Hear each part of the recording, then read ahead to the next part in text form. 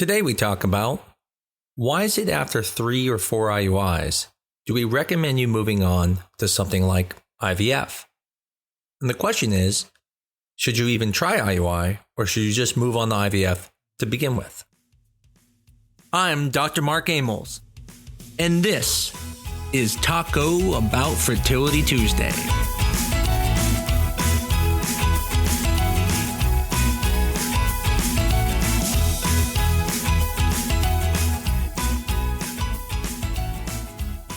As a patient, you obviously trust your doctor. And so many patients trust their doctors, and when they say, if you've done 3 IUIs and it hasn't worked, you should move on to IVF. But the question is that really what the data shows? And if it does, why do we move on to the IVF? I mean, it sounds great, right? We use it in baseball, 3 strikes and you're out. So why not do that with fertility as well? And so in this episode, we're going to talk about why the 3 or 4 cycles, what's the reasoning behind it, where did it come from, and what does it mean? And then, should you even try IUIs? Are you one of those people who should just skip it altogether? As many of you know, IUIs are not very successful. It doesn't mean they can't be successful, they're just not very successful. A matter of fact, most IUIs, if you're using just Clomid or Femara, it's only going to be around a 12 to 15% chance of it working per cycle. Now, if you multiply that by 3 tries, you end up with a pregnancy rate of around 38.6%. I know what you're thinking, that's not much.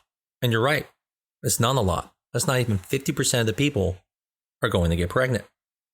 But it's important to understand that your chances, if you're doing IUIs, are probably low to begin with. If you've been trying for over a year to get pregnant, there's a good chance that your chances of getting pregnant per month are probably less than 5% right now.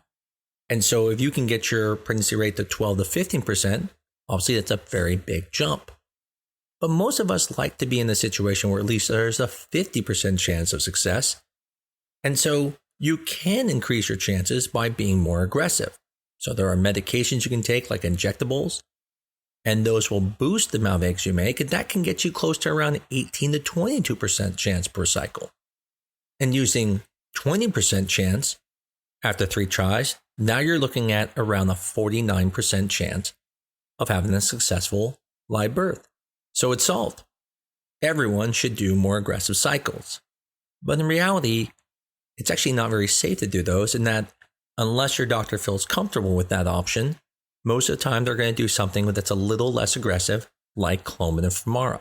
As you would expect, the younger you are, the better chances Clomid and Femara are going to work. Femara is also called letrozole, for those who aren't familiar with the word Femara.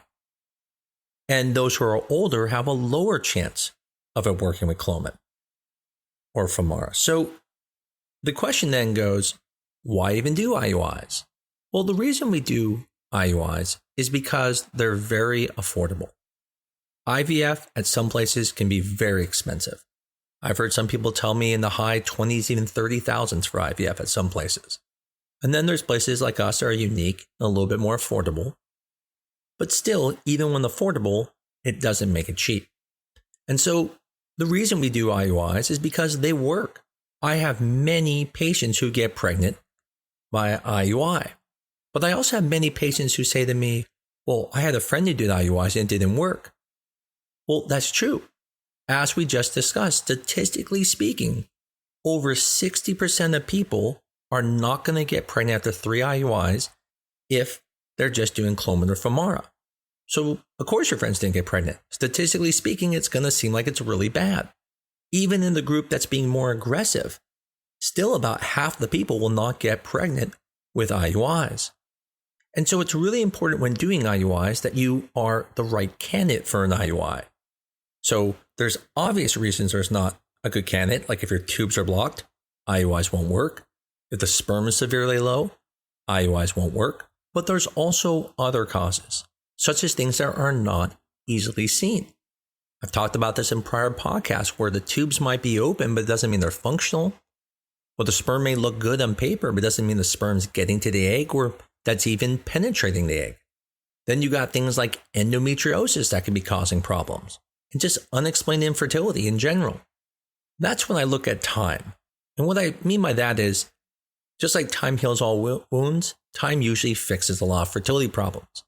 I meet people all the time who had a baby and it took them 2 years, 3 years, but they eventually got pregnant. And so looking at time, if someone's had a really long time of not getting pregnant, it means the problem's a bigger problem. Someone who hasn't got pregnant over 10 years has probably a bigger issue going on than someone who just took a year and a half to get pregnant. Both of them have infertility. By definition, they both took over a year. But clearly there's a difference between 10 years and only 1.5 years. Now, sometimes it's just completely obvious who should do IUIs. Guy comes in, his sperm count's a little bit low, and you go, IUIs can be perfect. Your motility is low or your concentration is low. It's a perfect treatment for you. And honestly, most people will probably get pregnant with IUIs in that situation. But that's not the main reason people do IUIs. It could be for unexplained infertility. And in unexplained infertility, it's that question of what's really wrong. Is it a hostile environment in the vaginal flora? Is it something to do with the fallopian tubes that we don't realize the little fingers aren't working on them? Or is it that penetration issue? And so the question is, when do you stop doing the IUIs? And so the category of patients that we're talking about are people who should be doing IUIs, but it's also the category of people who we don't know if the IUIs are ever going to work. If we had a crystal ball on who the IUIs are going to work for, then we're going to keep doing them, right? I mean, why stop? We know eventually it's going to work, but we don't have that crystal ball. Now, we have a little bit of a crystal ball because we know if it's a category that should work, such as the situation where, let's say, you're using donor sperm and you have no infertility, like in a lot of same-sex couples. Well, then it's not unreasonable to do more than 3 or 4 IUIs. Same thing if a guy has a low sperm count. It's not unreasonable to do more than 3 to 4 IUIs. But for everybody else, if it's not a category where we're expecting the IUI to definitely work, and it's unexplained, or there's endometriosis, then that's where we start using that category of 3 to 4 IUIs and then move on. And so where does that come from? Well, what people have looked at is, statistically speaking, if it's going to work, it's going to work in the first 3 to 4 tries. There was actually a study done. It was in Massachusetts where they went and they looked at all of the people who got pregnant with IUI. So they didn't look at the people who didn't. They said, who got pregnant? And then they went back and they looked at it and said, okay, when did they get pregnant? Was it on IUI number 6, number 8, number 10? And to their surprise, in a way, they were like, wow, that's impressive. About 90% of people who got pregnant were pregnant in the first 3 to 4 IUIs. And so what we realized is there was diminishing returns after that 3rd or 4th IUI. So the thing that made IUIs kind of desirable, being the lower cost and simpler, basically lost its value after that 3rd or 4th IUI. At that point, it's like, yeah, it's lower cost, but now if it hasn't worked, it's probably not going to work. And so if you're one of those people who are in the unexplained category, then that tells us that it's probably good to move on at that point to something like IVF because it probably is one of those other things. The same thing is if you're one of those patients who, let's say, was using donor sperm, it's not unreasonable after a 3rd or 4th one to go, well, I'm going to try it again, because the couples that they looked at were people who had infertility. And it's important to understand that it doesn't also mean just 3 or 4 and then you have to be done. What it means is, are you getting pregnant? If on IUI number 2, you get a chemical pregnancy, or maybe you have a pregnancy and you have a miscarriage, then you can try IUIs again. Because it did work. It may not lead to a live birth, but it at least got you pregnant, and it's a valid option. But if you do 2 IUIs and you get a chemical pregnancy, and then you do 2 IUIs and get a chemical pregnancy, at some point you go, okay, yes, I'm getting pregnant, but the goal is to have a baby, and maybe we should move on to something like IVF, which then allows you to have more information because you can see what's going on and see if there's maybe another issue going on. But it's important to also understand the study didn't say that you have to go to IVF.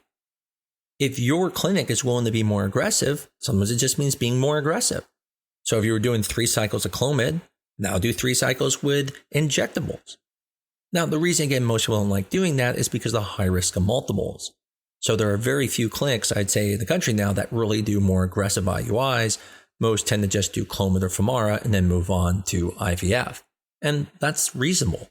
Again, we may not all practice that way, but that's not an unreasonable way to practice because it does, in the end, lower the risk of multiples.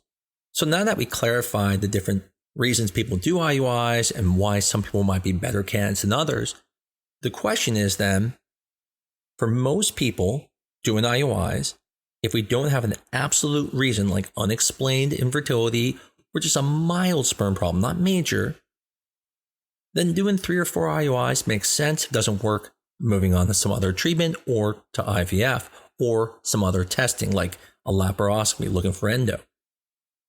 Now, if you have an absolute reason that can be benefit from the IUI, such as a sperm issue, or and I'm talking not just a minor, but a little bit more that, IUI can help, or even a situation where you're using donor sperm, it's not unreasonable to do more than 3 to 4 IUIs. Up to 6, it's not unreasonable.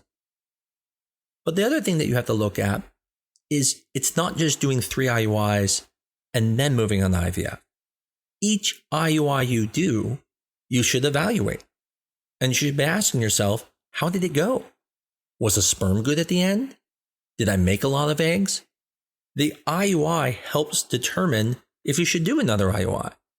So if you do, let's say, a Femara IUI, and he gets done, gives a sperm, and they wash it. The sperm looked good in the beginning, but by the time they got done washing it, it was down to 1 million sperm.